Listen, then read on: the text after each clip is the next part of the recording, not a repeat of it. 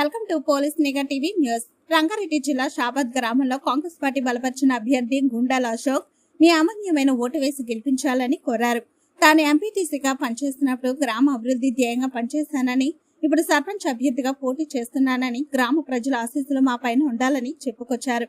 పరిజ్ఞానం ఉన్న వ్యక్తిని గెలిపిస్తే గ్రామం మరింత అభివృద్ధి సాగిస్తుందని, గ్రామంలో ఉన్న యువత ప్రోత్సాహం నమ్మకంతోనే షాబాద్ గ్రామ సర్పంచ్ అభ్యర్థిగా బరిలోకి దిగానని గుండాల అశోక్ అభ్యర్థి తెలిపారు. గ్రామ అభివృద్ధి, ప్రాథమిక వసతుల విస్తరణ, యువతకు అవకాశాలు, మహిళలకు భద్రత, నీరు, వీధి లైట్లు, రోడ్ల సమస్యల పరిష్కారం వంటి అంశాలను ప్రధాన లక్ష్యంగా పెట్టుకుని ముందుకు సాగుతున్నానని ఆయన పేర్కొన్నారు. నాకు ఉన్న అనుభవం, గ్రామంపై ఉన్న నిబద్ధతతో స్పష్టమైన అభివృద్ధి కార్యక్రమాలు చేపడతాను. ప్రతి ఇంటి సమస్యను తెలుసుకొని పరిష్కారం దిశగా పనిచేస్తాను.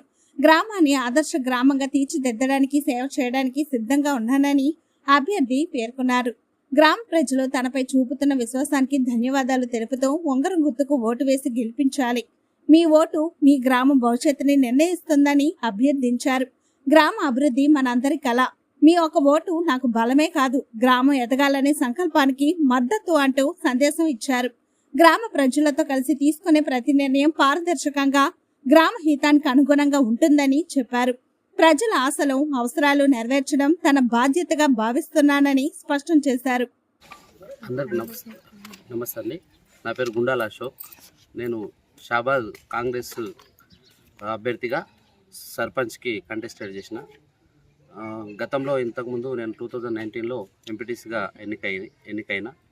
అప్పటి నుంచి కొనసాగుకుంటూ వచ్చిన. ఇప్పుడు ప్రజెంట్గా నాకు సర్పంచ్ అవకాశం కల్పించారు. ఊర్లో గ్రామ అభివృద్ధికి కృషి చేసుకుంటూ సర్పంచ్గా అందరు ఆశీర్వదిస్తే మంచి పనులు చేయాలని కోరుకుంటున్నాను.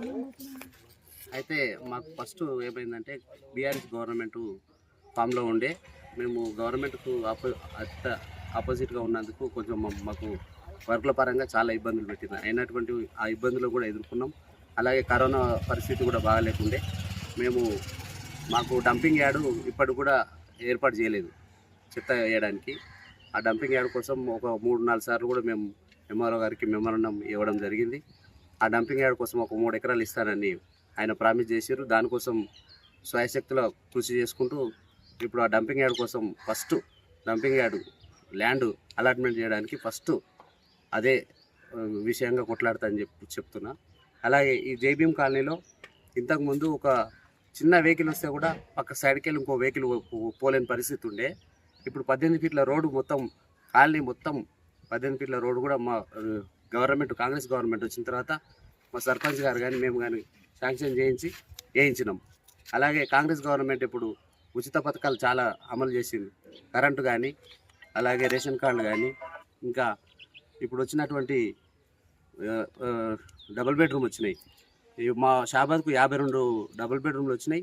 52 బెడ్రూమ్లు కూడా మేము పార్టీ పరంగా కానీ, ఏ బీఆర్ఎస్ కానీ, బీజేపీ కానీ, కాంగ్రెస్ అని ఏ పక్షపాతం లేకుండా ఎవరైతే ఎలిజిబిలిటీ ఉన్నారో వాళ్ళకి ఇచ్చినాం. అన్నీ కూడా ఇప్పుడు కంప్లీట్ దశలో ఉన్నాయి. ఇంకా మళ్ళీ నెక్స్ట్ విడత కూడా వస్తే కూడా మేము అలాంటి భేదాలు చూడకుండా కూడా అందరికీ ఎలిజిబుల్ క్యాండిడేట్స్కి ఇస్తామని కూడా ప్రామిస్ చేస్తున్నాం. అయితే కాంగ్రెస్ బలపరిచినటువంటి అభ్యర్థిని నాకు ఉంగరం గుర్తు వచ్చింది. ఎందుకు చెప్తున్నంటే, ఇప్పుడు గవర్నమెంట్ మన స్టేట్లో కాంగ్రెస్ గవర్నమెంట్ ఉంది. రేవంత్ అన్న కూడా మంచి పథకాలు ఇస్తున్నాడు.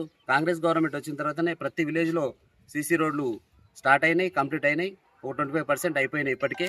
ఇంకా ఈ 3 సంవత్సరాల్లో ఇంకా రోడ్లు తీసుకొచ్చి సస్యశ్యామలం చేస్తామని చెప్పుకుంటూ, అలాగే మాకు గవర్నమెంట్ ఉంది కాబట్టి ఎమ్మెల్యే ఉన్నాడు, ఎమ్మెల్సీ ఉన్నాడు, ఇప్పుడు గ్రంథాలయ చైర్మన్ ఉన్నాడు, అలాగే మినిస్టర్స్ కూడా ఉన్నారు. ఫండ్స్ కూడా మనకు ఈజీగా రిలీజ్ అవుతాయని చెప్పుకుంటూ మీ అమూల్యమైనటువంటి ఓటు మా ఉంగరం గుర్తు కేసి ఆశీర్వదిస్తారని కోరుకుంటూ, జై కాంగ్రెస్, జై ఉంగరం గుర్తు.